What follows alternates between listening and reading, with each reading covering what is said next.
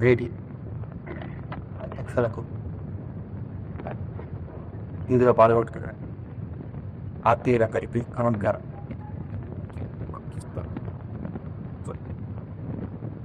అనుకున్న గంట కార్యక్రమం కొంచెం ఆలస్యంగా ప్రారంభిస్తున్న వారికి ఇది ఒక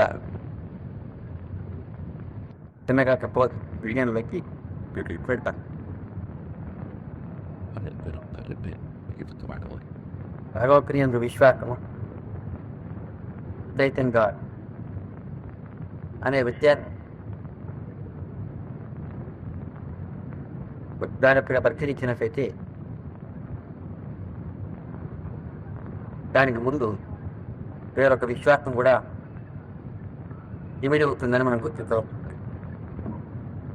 ఒక విషయాన్ని మనం సత్యమని అంగీకరించినప్పుడు సంపూర్ణంగా అది సత్యమని విశ్వసించినప్పుడు అది సత్యమని నిర్ణయించేటువంటి మన నిర్ణయం మీద నిర్ణయించే సామర్థ్యం మీద విశ్వాసం ఒకసారి పడగా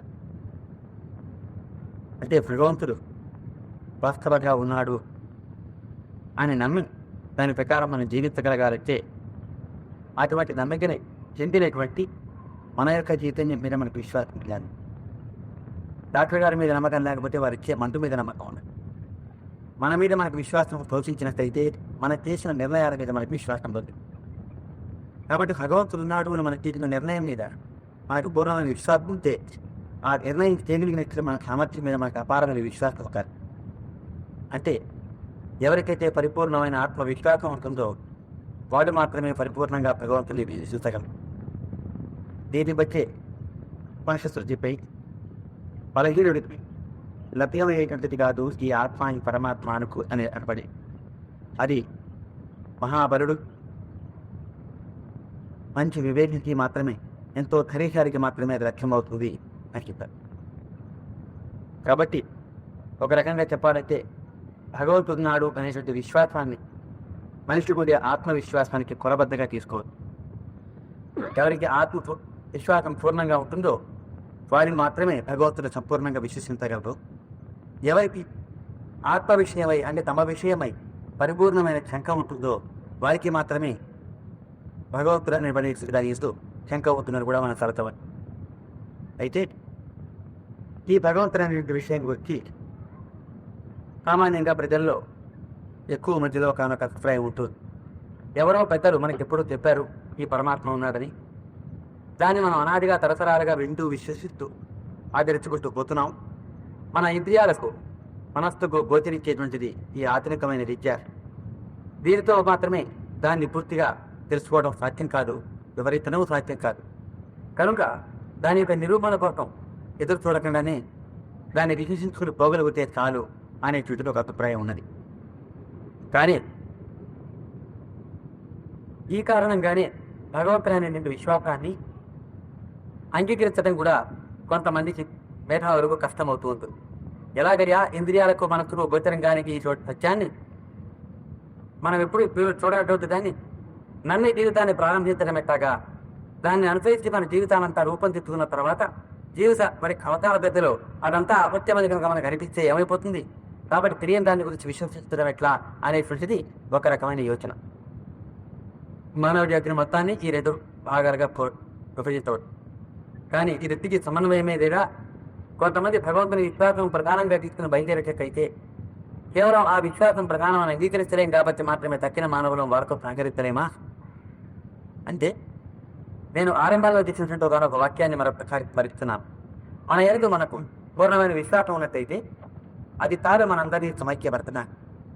అందుకని ఆ విశ్వాసం పట్ల మనకు ఉండేటువంటి రెండు రకాల అభిప్రాయం చేత మనం ఒక వ్యక్తితో ఒక వ్యక్తి కలవలేకపోవడం అనేటువంటిది మన మేధాశక్తికి మన మానవతకు కలకం అని మాత్రం మనవి చేస్తూ ఇటువంటిది చిక్కు సమస్య ఏ రీతిని చేరుతుంది అయితే ఈ పరమాత్మ అనేటువంటిది ఉన్నదా లేదా ఉట్టి ఎక్కిది అనేది అవగాహన అవసరం మీదనే ఎక్కువ ఆధారపడుతుంది.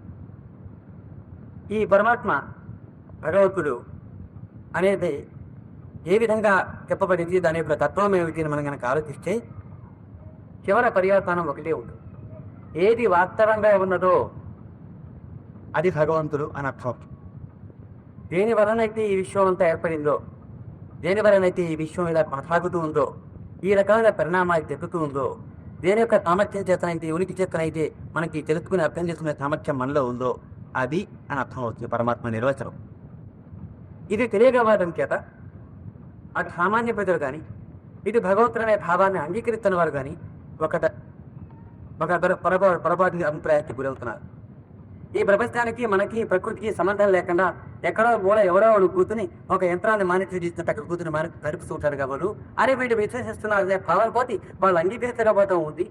అంగీకరించే వాళ్ళు కూడా ఆ విధంగా అంగీకరించేటువంటి వారు కూడా ఉన్నారు. అట్లా అంగీకరించే వారు ఎక్కువ మంది ఉండబట్టి అంగీకరించే వారు చోటి వారు నేను దైవం అనే భావం అట్టిది మాత్రమే అనుకుని దీని మొత్తాన్ని కాదనేవారు కూడా ఆ రకంగానే ప్రకృతిలో ఏర్పడుతున్నాయి. కానీ ఏమాత్రం కొంచెం ఓర్పు తీసుకుని ఈ భగవంతుడు అనే భావం ఏ విధంగా ఉందని కనుక గమనించినట్టయితే, లేదని చెప్పడానికి వీలు లేని వస్తువు ఏదైతే ఉందో దాన్ని వాళ్ళు భగవంతుడు అన్నారని అర్థం అవుతుంది. ఏది నేనే చెప్పినట్టయితే చెప్పడానికి వీరు, పెట్టడానికి నేను, ఉండడానికి వీలేదు అది. ఇది మనం గమనించవచ్చు. ఎప్పుడు చూడనటువంటి ఈ భగవంతుడిని మనం నమ్మడం ఎక్కగా ఎవరో కనుక వారు చూశారట, చెప్పారట అని నమ్ముతున్నాం. అయితే అటువంటిది నిజంగా ఉందా లేదా అనేది మనం పరిశీలన చేసుకుని ఒకనొక అవగాహన రాకముందు నమ్మడం ఎలా కష్టం. మనం ఎప్పుడు చూడనటువంటి ఒకనొక వ్యక్తిని కానీ ఆ వ్యక్తి యొక్క మంచితనాన్ని కానీ నమ్మడం ఎలా వీలవుతుంది. నిత్య జీవితం తీసుకోండి. మనం ఎప్పుడు చూడని నమ్మని మనిషిని అందులో ఎవరి మంచితనాన్ని మనం తవిచూడలో దాన్ని పూర్తిగా అనిపిస్తాం. అటువంటిప్పుడు ఎప్పుడు చూడని పరమాత్మను విశ్వసించడం ఎట్లా అనేటప్పుడు ప్రపంచంలో భగవంతుని యొక్క ఆస్తిత్యాన్ని అంగీకరించినటువంటి వివిధ మతాలు ఉన్నాయి. ఇస్లాం ఉన్నది, క్రైస్తవ మతం ఉన్నది, హిందూ మతం ఉన్నది. ఇటువంటి మతాలలో భగవంతుని ప్రత్యక్షానుభవంగా చూసిన మహనీయులు ఆ భగవంతుని ఎటువంటి గుణాలు కలిగిన వాడుగా వర్ణించారో అవి చూసి వాటిని సమానంగా ఉండేటువంటి గుణాలను తీసుకుని అటువంటిది ప్రకృతికి మూలంగా ఏదన్నా ఆధారంగా ఒకటి ఉన్నదా లేదా అని ఆలోచించడం శాస్త్రీయమైన పద్ధతి. అంటే మనం ఎప్పుడు చూడనటువంటి ఒకనొక వస్తువు మన ఇతర వస్తువులతో పాటు అవతల గదిలో పెట్టి ఉందో లేదో చూసి చెప్పయ్యా అన్నప్పుడు ఆ వస్తువు యొక్క గుణాలని చూసినటువంటి వాడు మనకు చెప్తారు. ఇదిగో ఈ రీతిని ఎన్ని గుణాలు కలిగి ఉంటుంది, అలాంటి వస్తువు ఉంటుంది, పోయి చూడక్కడ అంటాడు. ఆ రీతిని మనం ఎప్పుడు చూడాలన్నటువంటి ఒకనొక తత్వం దృష్టికి మూలంగా ఉందా లేదా అని మనం చూడాలనంటే ఆ చూసేటువంటి వారు దాని గుణాలు ఏ విధంగా ఉన్నాయని చెప్పారో ఆ గుణాలన్నీ సమీకరించుకుని అటువంటి గుణాలు కలిగినటువంటి ఒకనొకటి సృష్టికి ఆధారమైన సత్యం ఉన్నదా లేదా అని మనం ఆలోచించవలసి ఉంటుంది. అక్కడ అలర్చి నిర్మాణం చేసుకునే తర్వాత ఉండేటువంటి విశ్వాసం ఆధునికమైనటువంటి విద్యకు, కొంచెం ఆలోచనలకు, శాస్త్రీయమైనటువంటి పరిజ్ఞానానికి గురియైనటువంటి మన వంటి వాళ్ళకి సుఖము.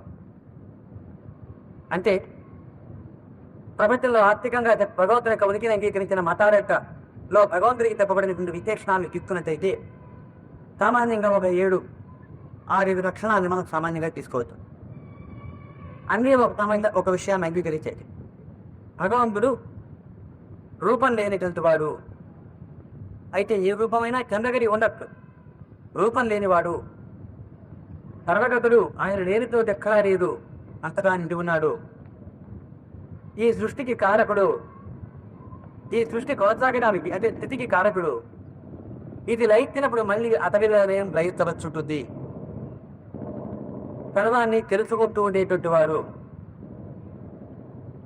అనే విశేషణాలు అన్ని మతాలకు సహజం. వీటిని ఆధారంగా తీసుకునే ప్రపంచంలోని మతాలన్నీ కూడా ప్రార్థన చేస్తున్నారు భగవంతుడు. ఈ 6 గుణాలు కలిగినటువంటి ఒకనొక సత్యం ప్రకృతికి ఆధారంగా ఉన్నదా లేదా అని చూసినట్టయితే అది ఉన్నదని నిరూపణ అయినప్పుడు మన మనస్సుకి కూడా వితాతం ఒకనొక విశ్వాసం ఏర్పడుతుంది. దాన్ని ఆధునిక పరిజ్ఞాన ప్రకారం కీచత్తుగా చూస్తాం. దేని భౌతిక శాస్త్రం మనకి చెబుతున్నది ఏంటంటే ప్రకృతి యావత్తు పదార్థం చేత నిర్మించబడింది. ఈ పదార్థం అంతా కూడా పరమాణువుల చేత చేయబడి ఉన్నది. ఈ పరమాణువులన్నీ కూడా అంతకంటే సూక్ష్మతరమైనటువంటి ఎలక్ట్రాన్, ప్రోటాన్, న్యూట్రాన్ వంటి అంశాలతో చేయబడి ఉన్నాయి. అవి దేంతో చేయబడి ఉన్నాయి అంటే అది తరంగమో లేక శక్తి వాహనం లేతే కార్మిక శక్తి చెప్పడానికి వీలుగానటువంటి ఒకనొక తత్వంతో చేయబడి ఉన్నాయి అని చెప్తున్నాం. దీన్ని బట్టి మనకి ఏమర్థం అవుతుంది? ఈ అనంతమైనటువంటి విషయం అంతా కూడా ఈ ఎలక్ట్రాన్, ప్రోటాన్, న్యూట్రాన్లు మొదలైన శక్తులన్నీ దేంతో చేయబడి ఉన్నాయో ఆ ఒక్క శక్తి చేతనే అన్ని ఎలక్ట్రాన్, ప్రోటాన్, న్యూట్రాన్లు మొదలైన పదార్థాలను చేయబడి ఉండాలి. వాటి యొక్క సమ్మేళనం చేతనే అన్ని పరమాణువులు చేయబడి ఉండాలి. వాటి సమ్మేళనం చేతనే అన్ని అణువులు, వాటి యొక్క విశ్వం నిర్మాణమే ఈ విశ్వం. అంటే ఆ మూలమైనటువంటి కణాలు ఏవైతే అని ఏదింటితో చేయబడ్డాయో ఆ ఒక్కదాని చేతనే ఈ విశ్వం యావత్తు చేయబడి ఉన్నది అనే విశ్వాసాన్ని పొందుతున్నాం. దానికి ఇందాక పరమాత్మకు చెప్పుకునేటువంటి 6 గుణాలలో 5 గుణాలు ఉన్నాయి. దానికి రూపం లేదు అన్నాం. దీనికి కూడా అలాగే, ఈ శక్తికి కూడా అలాగే. భగవంతుడికి రూపం లేదన్నాం. ఈ శక్తికి కూడా అలాగే రూపం లేదు. పరమాణువులు వాటి రూపమా అంటే కాదు. ఎలక్ట్రాన్లు, ప్రోటాన్లు వాటి రూపమా అంటే అంతకంటే కాదు. వాటి ధరించిన కొన్ని రూపాలు మాత్రమే. అతను ఆ వ్యక్తికి స్వతసిద్ధంగా ఏ రూపము లేదు. దానితో చేయబడినటువంటి, దాని చేత ఆవరింపబడినటువంటి వస్తువు ఏం దృష్టిలో లేదు. సృష్టికి అదే కారణం. ఆ వ్యక్తి ఎలక్ట్రాన్, ప్రోటాన్ రూపం ధరించి, వాటి సమ్మేళనమైనటువంటి పరమాణు రూపం ధరించి, వాటి సమ్మేళనమైన అణువులు వారికి చేయబడిన బృహత్తరమైన విశ్వం యొక్క రూపం ధరించింది కనుక సృష్టికి కారణమని. ఆ శక్తి ఆ రీతినే కొనసాగుతూ పరిణామం చెందుతూ ఉంటుంది. ఈ సృష్టి జరుగుతూ ఉన్నది. కాబట్టి దీని యొక్క స్థితికి అదే కారణం. ఏనాడన్నా ఇది మొత్తం లైన్ తొలలు తింటూ వస్తే మళ్ళీ ఆ తత్వంలోకి లయిస్తడం తప్ప ఇంకొక అవకాశం లేదండి. కాబట్టి రూపరహితుడైన భగవంతుని యొక్క లక్షణం దానికి ఉన్నది. సర్వగతులనేటువంటి 2వ లక్షణం ఉన్నది. దృష్టికి కారణమనేది, స్థితికి కారణమనేది, లయానికి మూలమైనది లక్షణాలని చెప్పబడ్డాయి. అంటే ఇప్పుడు భౌతిక శాస్త్రం దేనైతే అంగీకరిస్తున్నదో ఆ సత్యమంతా కూడా భగవంతుడైన క్రమాలు చెప్పబడిన వాటిలో 6 లక్షణాల్లో ఐక్యతంగా అంగీకరించి చివరికి ఎక్కడ వచ్చిందంటే ఒకతోటే సమస్య ఉంది. ఆ మూలమైనటువంటి సృష్టికి మూలమైన ఆ శక్తి ఉన్నది. అది విద్యుత్ శక్తి, అయస్కాంత శక్తి వలె జడమైనదా, మనలో అన్నిటి తిరుగుతూ అనుభవించగల చైతన్యం వంటి స్వభావం కలదా? ఇది మూలమైన ప్రశ్న. భగవంతుని అంగీకరించే వారికి, అంగీకరించిన వాళ్ళకు వచ్చేటువంటి వ్యత్యాసం ఈ ఒక్కతోటే. అటు భౌతిక శాస్త్రజ్ఞులు, భౌతికవాదులు కూడా మూలం మొత్తం ఆ శక్తితోనే చేయబడి ఉన్నదని అంగీకరించి చేరవలసి భౌతిక శాస్త్ర దృష్ట్యా. అయితే ఆ మూలమైన శక్తికి ఉన్నదే అన్నిటినీ తెలుసుకుంటూ, అనుభవిస్తూ, నిర్ణయిస్తూ ఉండగలిగే మనలో చైతన్యానికి ఉండే ధర్మం జరిగినది కనుకైతే ఆత్మ లేక పరమాత్మ అనబడే గుణం అంగీకరించబడినట్టే లెక్క. దాన్ని దైవం అన్నారు ఆత్మికులకి. అటువంటి తెలుసుకునేటువంటి సామర్థ్యం, ఎరుక దానికి లేకపోయినట్టయితే, అది విద్యుత్ శక్తి, అయస్కాంత శక్తి వంటి జడమైన శక్తియే కనుకైతే అప్పుడు కేవల భౌతికవాదం కానీ, కేవల భగవంతుడు లేడని చెప్పేటువంటి వాదం కానీ సత్యం అవుతానికి తెచ్చాల్సి. కాబట్టి అది సత్యతనం అవున పాదానికి ప్రధానం. అప్పుడు ఒక విషయం ఆలోచించచ్చు. ఈ కంటి తార్కికం భౌతికశాస్త్రం కూడా ఒక విషయాన్ని అంగీకరిస్తుంది. ఏ నత్యాన్ని మనం ప్రత్యక్షంగా మన ఇంద్రియాలతో చూడటానికి వీలుగాదో దాకి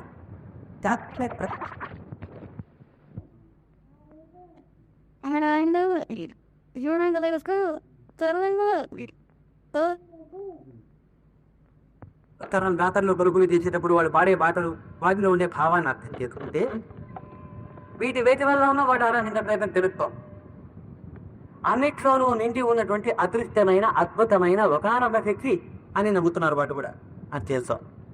గాలివానం చూసి భయపడి కాదు, అగ్ని చూసి భయపడి కాదు, రోగం పైన చూసి భయపడి కాదు. అన్నిట్లోనూ వ్యాపించినటువంటి ఒక అద్భుతమైన అభివృద్ధి అగోచరం ఇంద్రియ గోచరం కానటువంటి ఒక అతీతమైన తత్వం ఉన్నది. అదే వీటన్నిటిని సృష్టించి ఆడిస్తూ ఉంటుంది అని తెలిసి దాని యొక్క సంతోషం కోసం, దాని యొక్క ప్రీతి కోసం, దాంతో పనియోగం చెందడం కోసం మాత్రమే చేస్తున్నాడు అని వాళ్ళ పరిశోధన నిరూపణ అవుతున్నాయి. యాంత్రపాలజీలో చర్చలు ఉన్నాయి. కాబట్టి అది వీరి యొక్క ఊహాగానం మీద కానీ వాస్తవం కాదని తేలుతున్నది. ఆ పరిశోధనలో చూస్తే 18వ శతాబ్దం చివర, 19వ శతాబ్దం ప్రారంభంలోనూ ఒక దొరగారు ఒక ఊహ వేచారు, ఇట్టా అయ్యి ఉంటుంది అని. ఏంది అతను మతం అనేది మొట్టమొదట్లో ఈ విధంగా ఆరంభం అయ్యి ఉంటుంది అని ఊహాగానం విసిరి అతను మన మహాన భార్యతాడు జాతి మీద, సంస్కృతి మీద. తర్వాత పరిశోధిస్తే అది వారి ప్రకల్పంలో కల్పితనే అని మాత్రమే ఇప్పుడు రీసెర్చర్స్ నిరూపిస్తున్నాయి.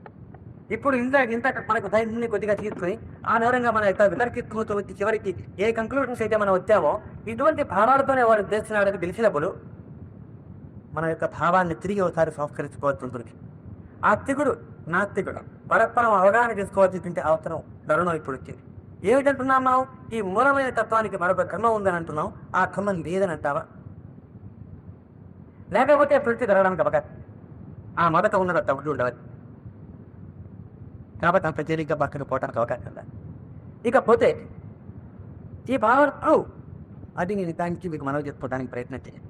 ఇట్లా కాక ఇంకా ఆధునికమైన శాస్త్రం మీద బేస్ చేసి ఒక్కొక్క సైన్స్ తీసుకుని సుదీర్ఘంగా మనం ఈ మూలతత్వాన్ని ఇంకా నిరూపించుకోవచ్చు.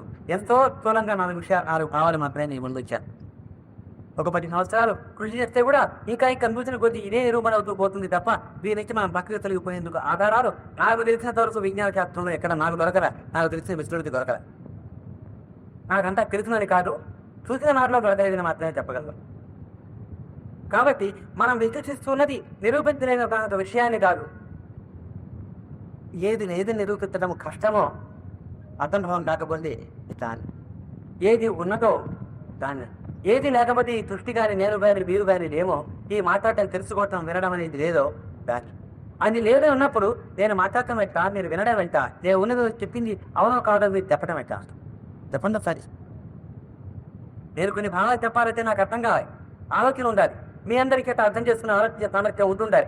అప్పుడు మీరు నన్ను పిలవడం, నేను మీతో మాట్లాడటం, మీరు అంగీకరించకపోవడం ఏదో జరుగుతుంది. అవి లేదంటూ నేను మీతో చెప్పడం ఎట్టా మీరు అవుతున్నాను. ఎందుకంటే కేవల భౌతిక వైద్యం అవుతుందంటే రసాయనికమైన పదార్థం మాతో మాత్రమే చిచ్చుమత్త చేయబడింది. మనం కూడా రసాయనిక పదార్థంలో ఉంది, చిత్రమైన కూర్పు మాత్రమే, దాని రసాయనిక ధర్మం మాత్రమే మన జీవితం అవుతుంది. అదే కనుకైతే దానికి చేతనం అనే గుణం ఎట్టా. దీన్ని కన్ఫ్యూజన్ ఆఫ్ కేటగిరీస్ అంటారు తత్వశాస్త్రంలో, ఫిలసాఫికల్ కేటగిరీ.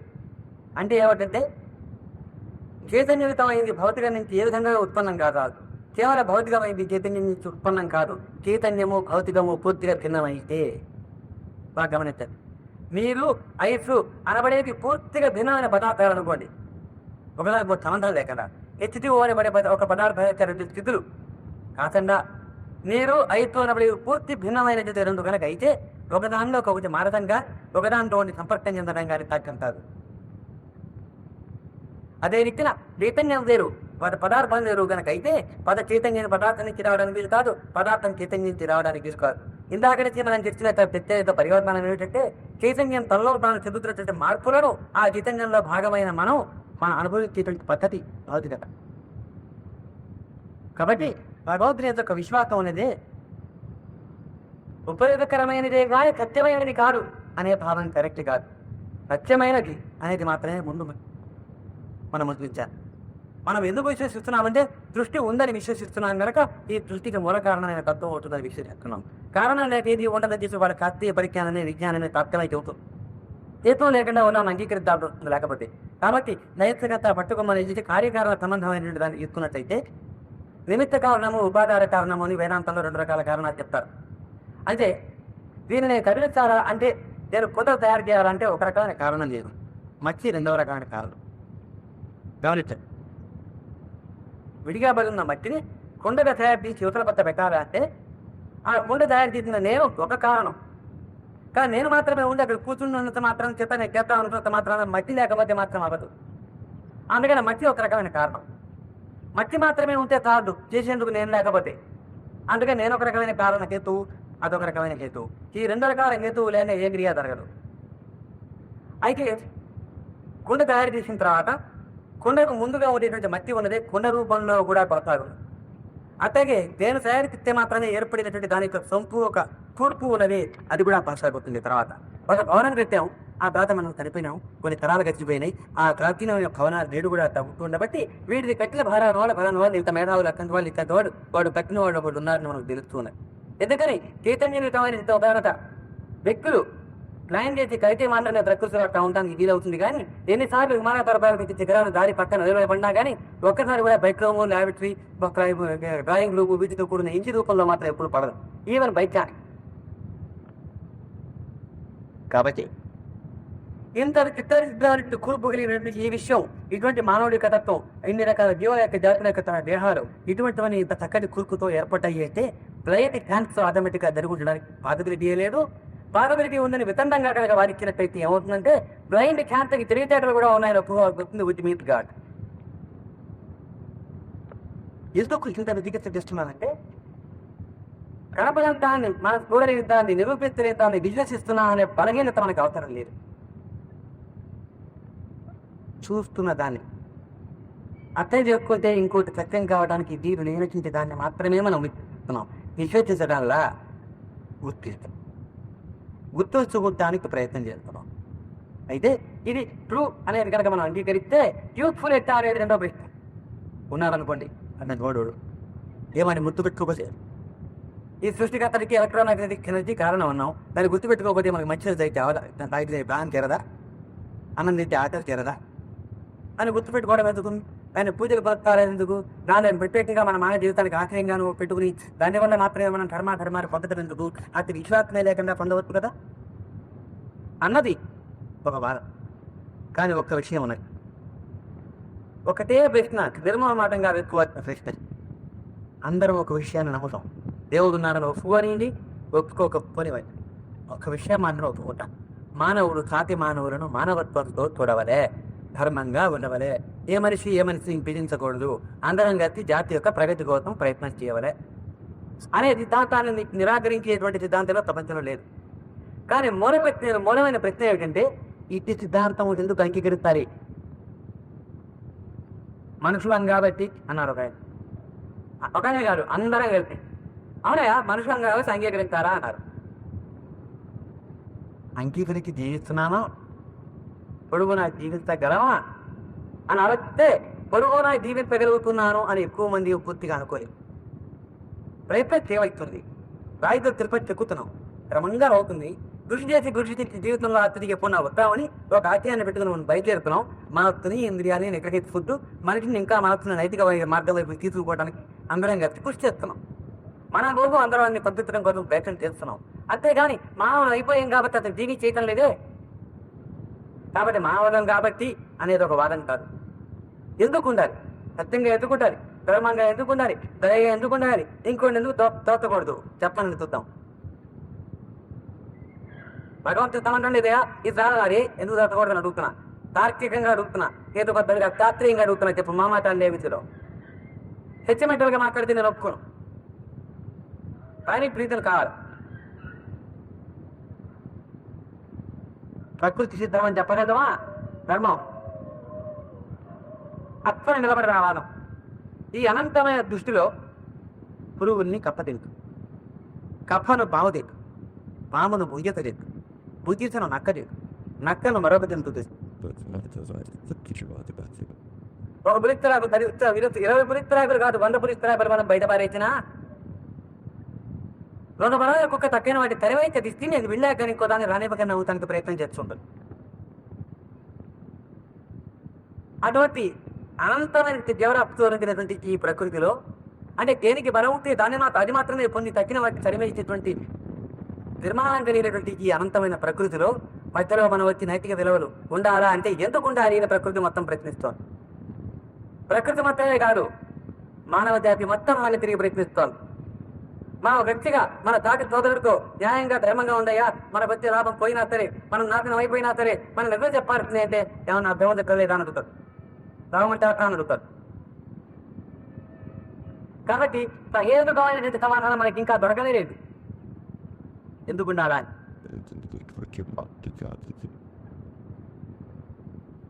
అప్పుడు దాన్ని పక్కన పెట్టి వేరకు పరదా బంధాలో ఒక 5 నిమిషాలు మీకు సమాధానం చెప్పి నేను ముడిస్తున్నాను. ఇప్పుడు మామూలుగా ఎన్నో ధర్మంగా ఉండాలని సంగతి కాస్త పక్కన ఉంటాయి. అందరం జీవిస్తున్నాం, మొట్టమొదటి గుర్తు సంపాదించుకుంటున్నాం, తిండి గుడ్డ సంపాదించుకుంటున్నాం. మనం ఎవరి మీద బాగా ఆధారపడుతున్నామో వాళ్ళ పట్ల మన బాధ్యతలు నిర్వహిస్తున్నాం. ఇది మన జీవితం యొక్క ప్రధాన లక్ష్యం. ఇట్లా ఈ రెండు సాధించాక ఇక మనం ఇంత అదనంగా ఏమైనా చేయగలమా, అందరం కలిసి సమాజానికి ఏమైనా చేయగలమా, అదే ఇదే అని ఆలోచిస్తున్నాం. అందరం అది ఆలోచించట్లేదు అనుకోండి. కొంతమంది అంత తాపత్రయపడేవారు ఉంటారు, కొంతమంది ఇంకా తురవలేమేమో, మన వాడు 10 తరాల మీద బాగుండేలా చేయగలమేమో, ఇట్లా అనుకుంటూ ఎవరు ఆలోచనతో వెళ్ళిపోతున్నాం. ఆ పిండి గుడ్డ ఆశించడం అనేది ప్రకృతిలో ప్రతిక్షేపించి ఉంది కనుక మనకి ఉంది, కాబట్టి దానికోసం ప్రయత్నం చేస్తున్నాం. ఆ రెండు లభ్యమయ్యాక బాధ్యత నెరవేర్చారా అన్నాం.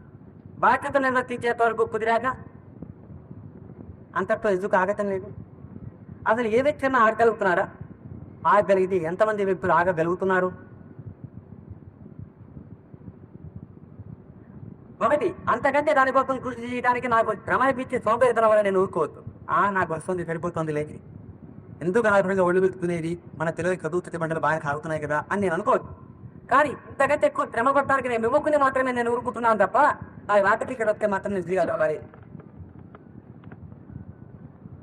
పారేస్తున్నా. కానీ అందులో ఒక బ్యాలెన్స్ ఒక క్యాలిక్యులేషన్ ఉంటుంది సామాన్యంగా రేసిపోయింది. కాబట్టి ఇట్లాగే జీవితం మన యొక్క జీవిత లక్ష్యం అయితే అందరి మనలో ఇది సాధించుకోవడం కోసం మనం ప్రయత్నం చేస్తున్నామే. దేనికోసం మనం అంతా ప్రయత్నం చేస్తున్నది,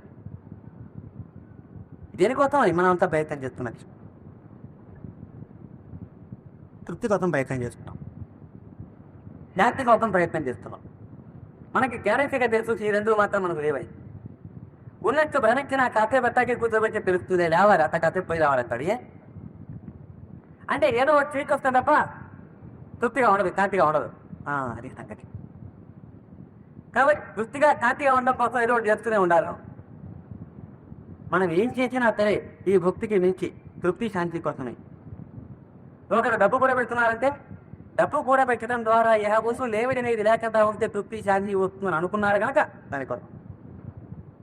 ఇంకొక రహస్య నీటిని పోవద్దు. ఈ డబ్బు మాత్రమే కూడబెట్టు కూర్చున్నప్పటికీ కూడా ఈ మొత్తం రాజ్యాంగాన్ని యంత్రాంగాన్ని ఆరిక్య వరెవరో వాడుతుగా వారి కన్ను మన మీద పడిపోతే మనం ఎదుర్కొంటాం. కాబట్టి మనం హోదా కూడా మన చేతిలో పట్టుకుంటే కానీ లాభం లేదు అనుకుని హోదా కోసం ప్రయత్నం చేసేవారు మరొకరు ఉండదు. ఈ రీతిన ఎవరు ఎన్ని పెట్టినా సరే చివరకు మనకి తృప్తి శాంతిగా ఉండాలంటే ఇవన్నీ అవసరమని నమ్మబట్టి వాటి కోసం పాటుపడతారు.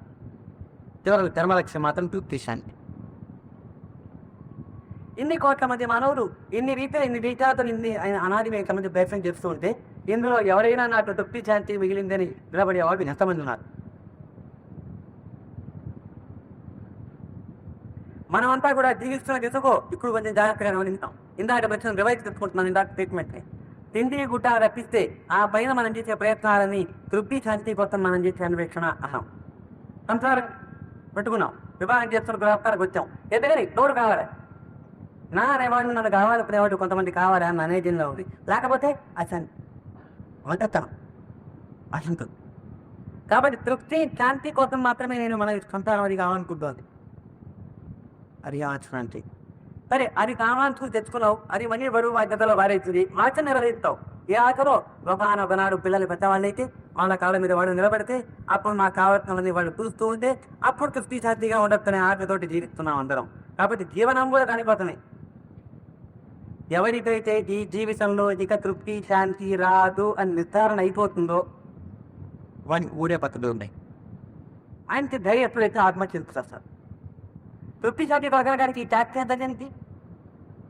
మన తిండి, మన గుట్ట, మన ఆరోగ్యం, ఉండడానికి స్టిక్స్, పిల్లలు ఓయ్ బాబు ఇంత చాకరీ చేస్తే తృప్తి శాంతి ఎప్పుడు రాదని చెబుతుండే మరి గ్యారంటీగా వస్తుంది అనుకుని మనం ఇంత చాకరీ చేస్తున్నాం. దీనికి రావడం నిర్ధారణ ఎవరికైతే అయిపోయిందో తాత్య స్థితి ఏంటంటే తృప్తి.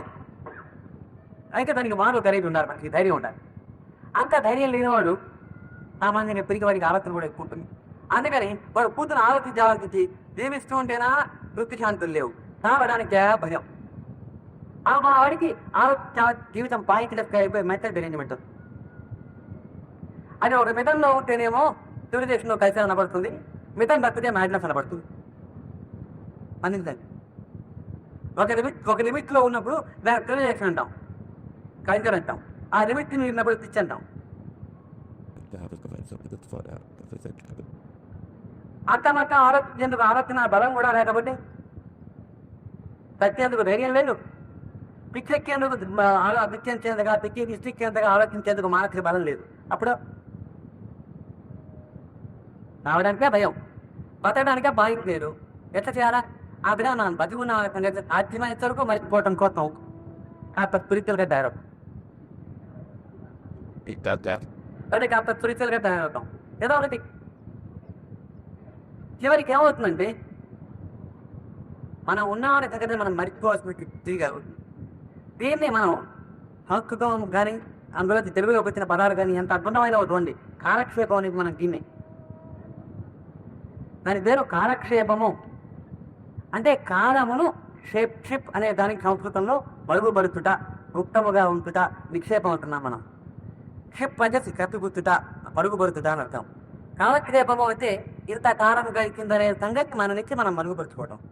సినిమా కనిపిస్తే భలే కాలక్షేపం అయిందండి, 3 గంటలు ఎలా గడిచిందో తెలియలేదండి. అదే ఇంటి దగ్గర కూర్చుంటే 3 నిమిషాలు కూడా గడవు, ఎత్తరానైనా అనిపిస్తుంది.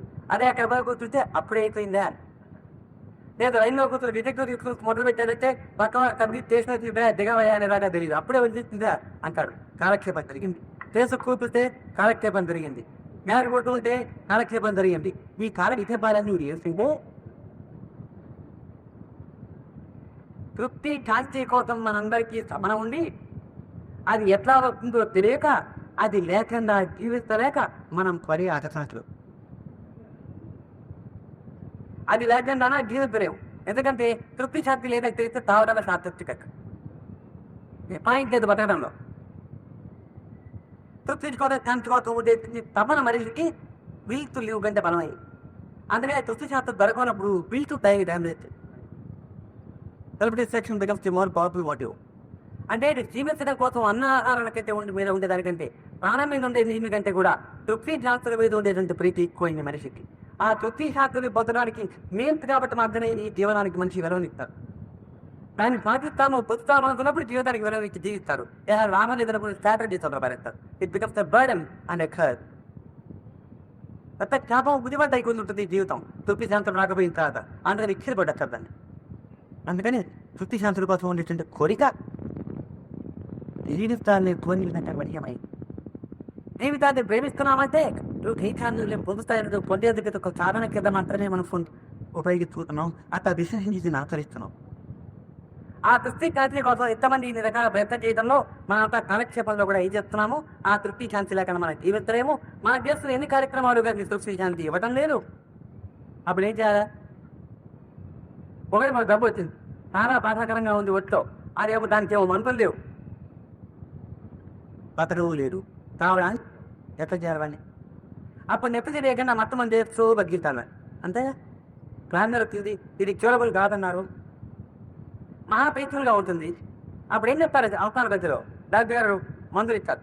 ఈ మందులు ఎత్తుండండి, నెప్పి తెలియకుండా అవుతుంది, వెరిబౌట్ తగ్గేందుకు రావట్లేదండి, నెప్పి తెలియకుండా మాత్రం వేస్తుందని అంటారు. అట్లాగే మన జీవితంలో కూడా క్షణం నుంచి క్షణం వరకు దుర్భరంగా ఉండేటువంటి ఈ జీవితాన్ని, ఈ జీవిత కాలం అనబడు కాలగతిని నిక్షేపం చేసుకోవడం కోసం ఉండే కాలక్షేపాలు మనకు ఆవశ్యకమైనది ఒక రుజువు. మనం తృప్తి శాంతుల కోసం లేక జీవిస్తలేమంటాను. ఆ తృప్తి శాంతులు మనం ఎటు చేసినా పొందడంలా. ఈ పొందడం నేను సరిగదా ఆ కేసు తృప్తి శాంతులు వస్తాయని ఆదిత్య మనం డబ్బు కూడా పెట్టామో అది కూడబెట్టిన మరొక నుంచి సమస్యలు పెరిగాయనే కానీ తరగల నిలువ డబ్బులు ఆగిపోతున్నారు. ఎట్లా? అదో పెద్ద ప్రాబ్లం. గుండె తగ్గించే భయమే, లేకపోతే ఒక భయం, ఉంటే ఒక భయం. దానికోసం పెద్దలు ఇట్లా ఇట్లా ఉన్నాయి చెప్పి జరిగిన తర్వాత మన పిల్లలు ఎవరు నీకు చెడిపోవడం మొదలు పెడతారు. అప్పుడు దానికోసమే వచ్చి ఆర్టిస్ట్ వాళ్ళందరూ మనను మన పిల్లల చుట్టూ చేరి ఎవరినో ఉంది కలిపిల్ల మాటలు చెప్పి మొత్తం చేసి బయటికి వెళ్ళగొట్టారు. ఎన్నో రకాల బాధలు ఉన్నాయి దానివల్ల. వీటిని నిర్వహించుకోవాలి. ఇన్ని చిత్రాలకు కారణమైంది కానీ తృప్తి చంచేవాడికి వచ్చిందా? దీనికి మన పూర్వీకులు చిన్న కథ చెప్తారు. ఒక రాజకుమారుడు నా తృప్తిగా ఖుషిగా కార్యక్రమం చేస్తుంటాడు, చూపు చింత లేకుండా. వారికి దుంపగా ఎట్లా అరవడంలో కానీ ఏ కారణం వల్ల వచ్చిందో కానీ చిన్న దొంగతనం చేయడం అలవాటై పప్పు విలువపాపం కాదు, వారికి కావాలని చెప్పుకోగల డబ్బులు ఉన్నాయి. కానీ ఏ మాత్రం వారికి వాళ్ళ పిల్లలు తీసుకుపోయినా వచ్చేటప్పుడు తప్పకుండా ఒక ఫోన్ అని చెప్పి బొడ్లో పెట్టుకొస్తారు. చిన్న ఉక్కుకి తీసుకొస్తారు, ఒక దూరం దగ్గర పెట్టుకొస్తారు వాడికి కనిపించకుండా. అప్పుడు రాత్రిగారి పెద్ద స్టిబిలిటీ అయిపోయింది. ఇదే గొప్ప ఎట్లా మీతోటి రాత్రి ధర్మపురి రచ్చిపోతామే కూడా డబ్బు పడి చేస్తున్నారంటే మనం నుంచి మానిపించచ్చు, వీడు మానకుండా ఉన్నారు ఎలా అనుకున్నాడు. అనుకుని దేశంలో పాటించారు. వీడికి అలవాటు వాడిని ఇస్తే అగ్రహారం ఇస్తామన్నా. అందరూ భయపడ్డారు. ఎందుకు వచ్చింది గొడవ? ఊరు పుట్టిన వాడు బాగుపడకపోతే ఒక శిక్ష, బాగుపడతాడేమని మాట్లాడకపోతే రాజుగారు కుమార్తె కొట్టాడుతున్నా అదొక శిక్ష. వచ్చి దొద్దులేపో బతుకుంటే పరిశ్రమ తినద్దు అనుకున్నారు. నా బట్టి కాదు ఒకడు దాని దుబ్బ దగ్గర ఒకటే అగ్రహారం పోతే ఏం లేదు, మన దగ్గర పోయేందుకు ఏం లేదు కదా అనుకున్నారు. కానీ మాత్రం వీళ్ళున్నాను రా అయితే సరే రమ్మన్నారు. వీడిని ముందు మచ్చికి చేస్తామని తీసుకుపోయి గని దానికని వాడితో పాటు కొన్నాళ్ళుండి వాడి పద్ధతి అంతా బాగా ఎట్లాగైనా రాత్రి పెట్ట కాబట్టి వాళ్ళు ఒక గుణం ఉంటుంది. చెయ్యను అంటే చేయొచ్చు ఆ పని, ప్రాణం పోయినా చేయట అరాలే. ఒక్క గుణం ఆడంబరంగా దొరికింది గొప్పగా. దీంట్లో వీటి బయటికి లాగేస్తాను అనుకున్నాను. అనుకుని తన దగ్గర తీసుకొచ్చి పెట్టుకున్నాడు. ఒకసారి పక్కవాని దొంగతనం చేశాడు.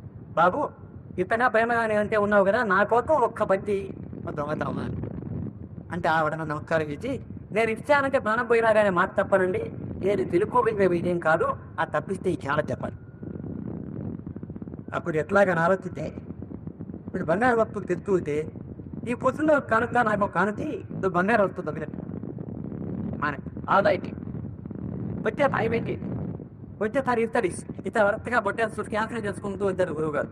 ఓ 16 ఏళ్ళు అయ్యేటప్పటికి దరిదాపులు వాడు చుట్టుపక్కల పరిసర ప్రాంతాల్లో ఉండే వస్తువులన్నీ దేంతో చేయబడిపోయి అవన్నీ అయిపోయాక మాట్లాడు ఎవరికి మోటలు విడినాక దొంగతనం తీర్చదా.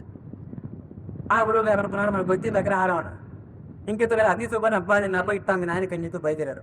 ఆ నాక వాహన పద్ధతులు లేవు, అడవిలోకి పోతూ ఉన్నారు. పోతూ ఉంటే ఈ గురువు గారికి కొరబట్టి వరిస్తులు ఉన్నారు. ఆ దగ్గర రాత్రికి భక్తి చేశారు. తెల్లవారుతో ఎత్తి మళ్ళా బయలుదేరుతున్నారు. బయలుదేరితే కృష్ణుడు ముందు నడుపుతున్నాడు. వారి పైన పైవైద్యులు దాని చివర మోటార్ చూశారు గురువు గారు.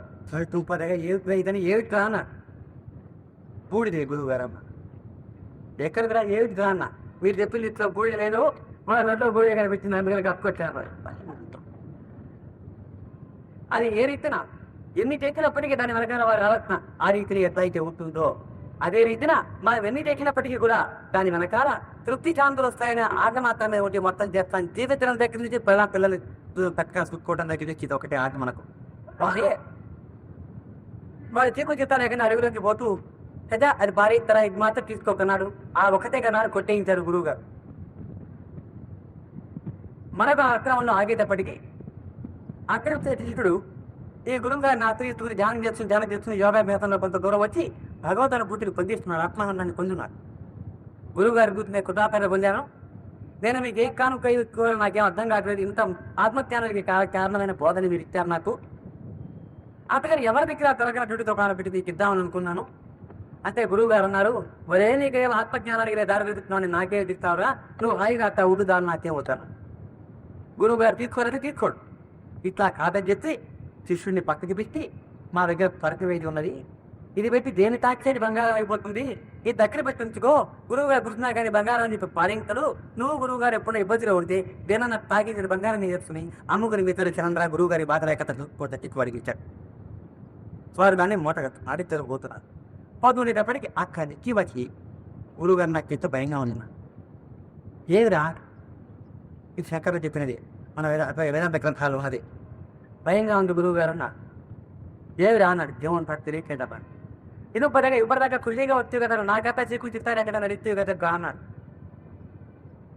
అంటే కాడు భయంగానే ఉన్నాడు. అయితే ఓ పంటీరా ఆ పేరుకి కారణం దాన్ని బావిలో బాయ్ అప్పుడు వాడికి అర్థం ఇంత తక్కువ దేని పెట్టి సాగితే బంగారం అయిపోతూ ప్రతి వస్తూ అది ఉండి అంత విలువైందంటే తప్పడానికైనా అవుతుంది అనగా అది వరవద్దు. దాని దగ్గర పరిశ్రమ ఉందని ఎవరికన్నా తెలిస్తే ప్రాణాలతో వీటి బతకనిచ్చేది లేదు. అందుకని వీడికి భయం ఎక్కువైపోయింది. ఈ 35 వేలు చిత్తారా మీద ఉన్నావు, ఆ దొన్న దగ్గర నుంచి ప్రాణజీతి అయిపోయింది. అందుకని దాన్ని అప్పుడు పరీక్ష. అదే రీతిన తృప్తి జాతరలు వస్తాయనుకుని మనం ప్రపంచంలో చేసి తారీఖులు కూడబెట్టుకునే వస్తువులు కీప్ పెనండి, హోదా నుండి అధికారం అన్నట్టు ధనం అనేది ఏమన్నా కానీ ఇవన్నీ చీకులు చేతలు తెచ్చి పెడతాయి కానీ తృప్తి శాంతి ఇవతల ఇందులో ఎవరు నాకు వచ్చింది నాకు కాలు అండల్లా. కాబట్టి ఇంతమంది జీవితం తటగే ఇది రాదా మీ తృప్తి శాంతి ఇంతమందిలో ఎవరికి రాలేదు కాబట్టి లేదా అది సత్యం కాదా? సత్యం కాదని అంగీకరిస్తే మన జీవించడం అనవుతాం, ఇన్ని కష్టాలు పడ్డాం అసగంటే అనవుతాం. కాబట్టి అది లేదని అనడానికి లేదు. ఎవరికి కాపలేదు కాబట్టి భగవంతుడు సత్యం కాదు అంటాం. ఎట్లా కరెక్ట్ కాదు. ఇంత మధ్యలో ఇవి చేసినా కానీ తృప్తి శాంతులు ఎవరికి రాలేదు కాబట్టి తృప్తి శాంతులు అసత్యం అంతా కూడా జీవించడానికి హేతువు లేకుండా చేతులు పారేస్తాయి. అష్ట అనుకుంటాం మారిపోతాం. అట్లా కాక మన పెద్దలు ఏమన్నారంటే ఈ తృప్తి శాంతులు వస్తాయని అన్వేషించుకుంటూ పోయేదాంతో మనుషులు పడే పాటల వల్ల లేదా అతడు అధర్మము అన్యాయము సమాజంతో వస్తున్నాయి. గమనించుకోవాలి. నా తిండి గుట్ట నా కుటుంబ బాధ్యతలు నెరవేర్చే పడిపోతాయని నా తృప్తిపోయి ఇంకా ఎక్కువ చేత నాకు తృప్తి శాంతులు వస్తాయని ప్రయత్నబట్టి ఇతరు పడిపోకం పాటుపడ్డా. దానికోసం అధికారం పోయిన వారు దానికోసం కీర్తి కోసం పోయారు. ఇప్పుడు ఎవరి దేని కోసం అన్యాయం చేసినా కానీ ఆ అన్యాయం వల్ల వచ్చే ఫలితం వల్ల మనకు తృప్తి శాంతులు ఎన్షూర్ ఉందా ఎలకోబట్టి చేస్తున్నాం. కాబట్టి ఆ తృప్తి శాంతులు ఎట్లా వస్తే తెలియకపోవటం చేత మనుషులు తప్పనిసరిగా అధర్మం తొక్కవెత్తుంటుంది అని మన పెద్దలు చెప్తారు. అయితే ఈ తృప్తి శాంతులు సాధ్యమా కాదా అనే ప్రశ్నకు ఋషులు చెప్పుకున్నారు. పరమాత్మ వాళ్ళు అన్నారు, గాఢమైన నిద్రపోతున్నది స్వప్నం కూడా లేకుండా ఆ దర్శకులు రేపు ఏం అసంతృప్తి, ఏం అశాంతి, సరకులో ఉండగా 8 లక్షల మంది, 8 కోట్ల మంది 8 రకాల ప్రయత్నం చేస్తుంటే ఇందులో ఎవరికీ నేను తృప్తించండి. గాఢంగా స్వప్నం లేకుండా నిద్రపోతూ ఉండే సమయంలో ప్రతివాడికి ఉన్నది చూసుకో. అక్కడ ఏదంటానికి వీలు కాదు, ఉన్నది అంగీకరిస్తుంది. ఎట్టా గాఢతోనే ఉన్నది, అది ఉన్నట్టు మన రుజువు ఎట్టా ఇంతమందికి అనుభవం అవుతుంది, రుజువు అంగీకరించదు. ఇది మైకని ఎట్టా ఒప్పుకుంటున్నాం, ఇంతమందికి ఇది మైక్ అనుభవం అవుతుంది కనుక. ఈ జగత్తు ఉందని ఎందుకు ఒప్పుకుంటున్నాం, ఇంతమందికి ఈ జగత్తు ఒకనాగే అనుభవం అవుతుంది కనుక. ఇంతమందికి ఆ తృప్తి శాంతి సిద్ధత్వం అనుకునేది ఒకనాగే అనుభవం అవుతుంది కాబట్టి ఇది వాస్తవం జీవితంలో భాగం అంగీకరించాల్సి. అప్పుడు ఎట్టి తృప్తి అశాంతి లేవు, ఇన్ని చేస్తుంటే లేనటువంటి తృప్తి శాంతి అప్పుడు ఏమీ చేయకుండా కూడా ఎదుగుతున్నాయి. అప్పుడు వాళ్ళు చెప్పింది ఏమిటంటే, ఒరే ఆ తృప్తి శాంతులు ఎక్కడి నుంచి వస్తున్నాయి తెలుసుకుంటే నీకు ఇప్పుడు కూడా పొందడానికి వీలుగా అన్నట్టు. అప్పుడు దాని గురించి కూడా వాళ్ళే ఒక ఆలోచన మనకి దాచుతారు. మెలకులో ఉండేటప్పుడు సుఖం కానీ దుఃఖం కానీ మనకు 5 జ్ఞానేంద్రియాలు మనకు వస్తాయి. సుఖం వచ్చినా అదరే, దుఃఖం వచ్చినా అదరే, 5 జ్ఞానేంద్రియాలు ప్లస్ మనస్సు లోంచొస్తాయి. కానీ గాఢత ఉన్నదే ఈ 6 ద్వారాలు పనిచేయకుండా మూతపడిపోయినాయి. మనకు పనిచేయడు, మనకు పనిచేస్తే డ్రీమ్స్ వస్తాయి. ఇంద్రియాలు పనిచేయవు, పనిచేస్తే మెలపోవు. కాబట్టి ఇవన్నీ కట్టుబడిపోయిన స్థితి గాఢత రావచ్చ. అయితే వేటి ద్వారా అయితే సుఖం కానీ దుఃఖం కానీ మనలో రావడానికి ఇది ఉందో ఆ ద్వారా కంప్లీట్గా క్లోజ్ అయిపోయిన స్థితి గాఢత. అప్పుడు అనుభవం ఏంటంటే ప్రతి శాంతి ఏ ద్వారం గుండా వచ్చి ఉండాలి మనకు, ఏ ద్వారం కూడా రావడానికి గీత ఉన్నత ద్వారం మూతపడిపోయింది. అంటే బయటికి వచ్చింది కాదని అర్థం, మనలోనే స్వతచిత్తంగా ఉన్నది.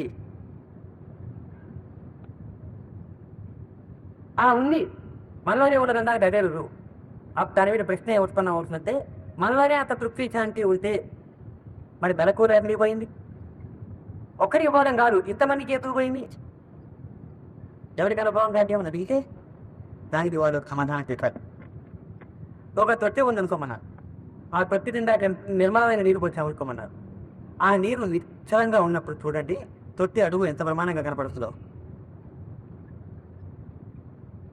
మహానందిలో ఉండే కోనేటి అడుగులాగా కూర్చున్న వారికి తెలుస్తుంది. ఆ నీరు అడిగితే అంత చిత్రం, లోతు నీళ్ళు ఉంటాయి, ఆరబెట్టి ఎత్తరే నీళ్ళు కనపడతాయి. అప్పుడు నీరు నిశ్చలంగా ఉందనుకోండి, అడుగులు ఎంత స్పష్టంగా కనపడుతుందో చూడండి. కొద్ది 2-3 అంగుళాలు కూడా వస్తున్నాయి లేదా తిప్పుతాయి, వీళ్ళు అంత సత్యంగా కనపడుతుంది. కాదు ఆ రింగ్స్ విపరీతంగా